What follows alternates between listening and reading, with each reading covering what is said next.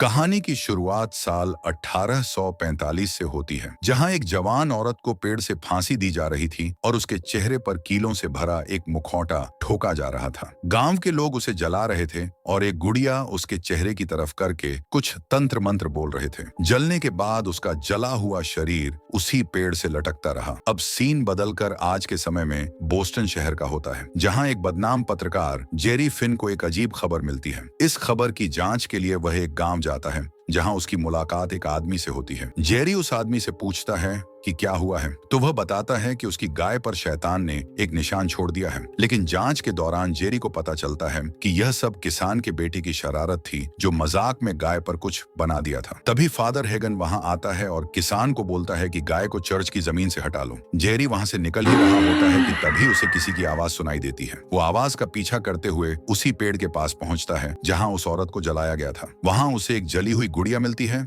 जिस पर तारीख लिखी होती है 31 फरवरी 1945। फिर जेरी उस गुड़िया पर पैर रखकर उसे तोड़ देता है। इसके बाद वह किसान, गुड़िया और गाय की कुछ तस्वीरें खींचता है ताकि वह एक अच्छी खबर तैयार कर सके। रात को जब वह गांव से बाहर जा रहा होता है, तभी अचानक एक लड़की सड़क के बीच में आ जाती है। उसे देखकर जेरी की कार का संतुलन बिगड़ जाता है और वह जाकर एक पेड़ से टकरा जाता है। हादसे के बाद वह देखता है कि एलिस जंगल में जा रही है, तो वह उसका पीछा करता है। एलिस जाकर उसी पुराने पेड़ के पास रुकती है, कुछ बोलती है और फिर बेहोश होकर गिर जाती है। जेरी उसे उठाकर फादर हेगन के घर ले जाता है, जो एलिस का अंकल है। फादर हेगन तुरंत डॉक्टर नताली को बुलाता है। डॉक्टर उसकी जांच करती है और पता चलता है कि एलिस बेहरी और गूंगी है। जब डॉक्टर और जेरी बाहर बात कर रहे होते हैं, तब जेरी बोलता है कि उसने एलिस को बोलते सुना था, तो नताली बताती है कि यह नामुमकिन है। एलिस को एक बीमारी है, जिसकी वजह से वह बचपन से बोल नहीं सकती, ना ही सुन सकती। इसके बाद नताली जेरी को होटल छोड़ देती है और चली जाती है। फिर जेरी ने सोच लिया कि वो इस गांव में कुछ दिन रुकेगा। अगले दिन जेरी चर्च जाता है, जहां फादर हेगन प्रवचन दे रहे होते हैं। उसी दौरान एलिस को अचानक किसी की आवाज सुनाई देती है, जो उसका नाम पुकार रही होती है। वो उठती है और बाहर जाने लगती है, और हैरानी की बात यह होती है कि सारे लोग उसका पीछा करने लगते हैं। एलिस जाकर उसी पुराने पेड़ के पास रुकती है। तभी उसे एक आत्मा दिखाई देती है और वह कुछ देर तक चुपचाप खड़ी रहती है। फिर कुछ ही पलों में एलिस अचानक बोलने लगती है, जिसे सुनकर वहां मौजूद सभी लोग हैरान रह जाते हैं। वो बोलती है कि उसे मैरी की आवाज सुनाई दी थी, जो उनके लिए भगवान है। मैरी चाहती थी कि सभी लोग अगले दिन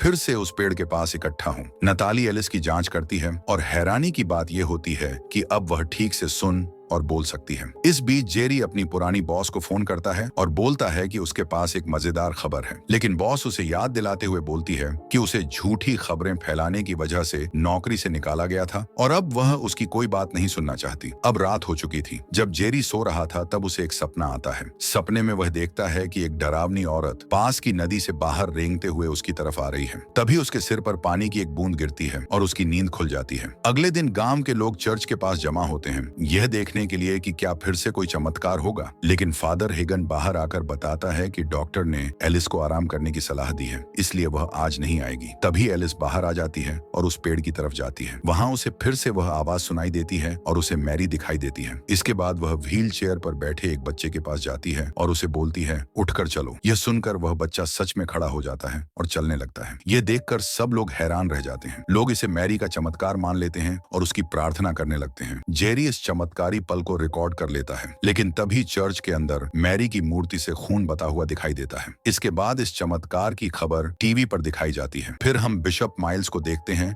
जो मॉन्सिनियर डेलगार्ड के साथ काम कर रहा होता है। डेलगार्ड को वेटिकन ने भेजा था ताकि वह जांच कर सकें कि क्या एलिस ने सच में कोई दिव्य चमत्कार किया है। डेलगार्ड बोलता है कि वह इस चमत्कार को समझने के लिए विज्ञान, तकनीक और डॉक्टरों की मदद लेगा, और अगर यह कोई धोखा है तो वह उसकी सच्चाई सबके सामने लाएगा। फिर एलिस मीडिया के सामने आती है। जेरी उसे पूछता है कि असल में मैरी क्या चाहती है। एलिस जवाब देती है, वह चाहती है कि लोग उस पर विश्वास करें। इसी दौरान पता चलता है कि फादर हेगन की तबीयत खराब हो गई है और चर्च को एक पवित्र स्थान में बदला जा रहा है। यहाँ जेरी मील से बोलता है कि सिर्फ उसे ही एलिस से बात करने की इजाजत दी जाए। वह वादा करता है कि वह ईमानदारी से काम करेगा। डेलगार्ड इससे सहमत नहीं होता, लेकिन मील बोलता है कि वह जेरी को एक मौका देना चाहता है। इधर हेगन उस पेड़ के पास जाता है और जमीन पर टूटी हुई गुड़िया देखता है। तभी एक डरावनी आत्मा उसे घूरती हुई नजर आती है। इसके बाद जेरी का एलिस से इंटरव्यू होता है। एलिस बोलती है कि मैरी की आवाज दुनिया के हर कोने तक पहुंचे। जब जेरी पूछता है कि मैरी ने उसे ही क्यों चुना, तो एलिस बोलती है, मैरी उन लोगों को आवाज देती है जिनकी कोई आवाज नहीं होती।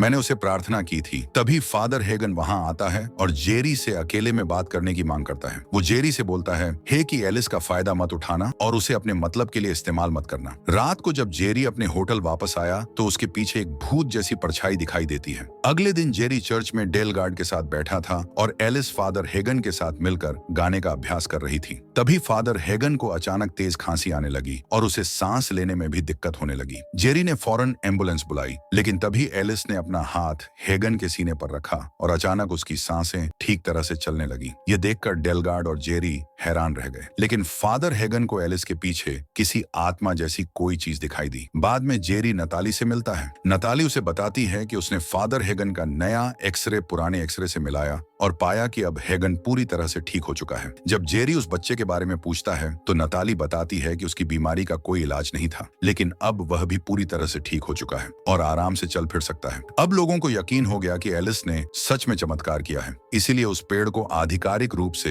एक पवित्र स्थल घोषित कर दिया गया और अब उस जगह पर बहुत से लोग आने लगे हैं। इसके बाद फादर हेगन चर्च के बेसमेंट में बैठकर सिगरेट पी रहा था। तभी उसे कुछ आवाजें सुनाई दी और दीवार में एक दरार नजर आई। फिर उसे वहां एक किताब मिली जिसमें शैतान के बारे में कुछ लिखा हुआ था। बाद में जेरी नताली से उस गुड़िया के बारे में बात करता है। नताली उसे बताती है कि यह खास तरह की गुड़िया अच्छी किस्मत लाने के लिए बनाई जाती है, लेकिन इन्हें बुरी आत्माओं को कैद करने के लिए भी जाना जाता है। इसमें 31 फरवरी की नामुमकिन तारीख लिखी जाती है ताकि उस बुरी आत्मा को हमेशा के लिए अंदर बंद रखा जा सके। इसके बाद दोनों उस नदी के पास गए जिसे जेरी ने अपने सपने में देखा था। जेरी ने बोला कि उसने यह जगह पहले देखी है। नताली ने बताया कि 1945 में यह जगह चर्च की जमीन बन गई थी। तभी पानी में बुलबुले उठने लगे और फिर से वह भूत जैसी परछाई दिखाई दी। जेरी ने नताली से बोला कि उसे फादर हेगन से मिलना है क्योंकि यहाँ कुछ ऐसा हो रहा है जो चर्च से जुड़ा है। अब सीन हेगन पर आता है। वो चर्च में कन्फेशन बॉक्स के पास किसी को देखता है। जब वह पास जाता है तो उसे मैरी की आवाजें सुनाई देती हैं। मैरी उसे बोलती है कि उसने पाप किए हैं, जैसे झूठ बोलना, गलत सोच रखना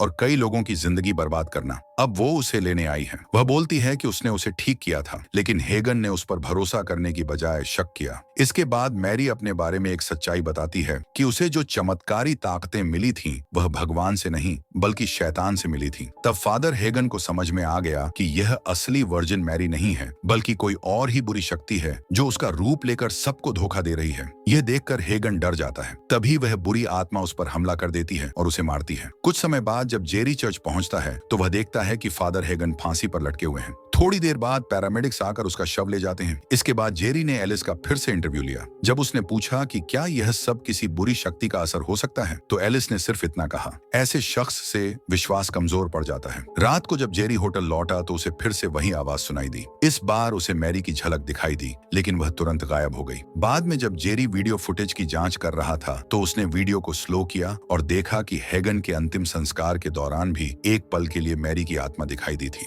इसके बाद जेरी और नताली चर्च के तखाने में गए, जहां उन्हें कुछ पुराने लैटिन दस्तावेज मिले। इन दस्तावेजों में राक्षसों और जादूगरनियों का जिक्र था। वहीं उन्हें मैरी एलन के बारे में एक लेख मिला जिसमें लिखा था कि वह अपने समय में एक हीलर थी, लेकिन जिसने भी उस पर शक किया उसका अंत बुरा हुआ। गांव के लोगों ने उसके खिलाफ होकर उसे पकड़ लिया और उसे ठंडी नदी में डुबोया, जिसे वह शैतान से अपने संबंध कबूल करने पर मजबूर हो गई। सजा के तौर पर उसके चेहरे पर वर्जन मैरी का नकाब ठोक दिया गया और फिर उसे जिंदा जला दिया गया। उसकी आत्मा को उसी गुड़िया में बंद कर दिया गया जिसे जेरी ने तोड़ा था। अब वे समझ जाते हैं कि फादर हेगन मारे गए क्योंकि उन्होंने सच्चाई जान ली थी। ये चमत्कार भगवान के नहीं, शैतान के थे। मैरी एलन वर्जिन मैरी के खिलाफ थी और शैतान का काम कर रही थी। इसी बीच मैरी फिर से प्रकट होती है और जेरी और नताली पर हमला कर देती है, लेकिन वे किसी तरह बचकर निकल जाते हैं। इसके बाद जेरी बॉस्टन के चर्च में जाकर माइल्स और डेलगार्ड को हेगन की खोजों के बारे में बताता है, लेकिन माइल्स बोलता है कि उसे पहले से सब पता था और वह नहीं चाहता था कि कोई भी बात इस सेवा में बाधा डाले।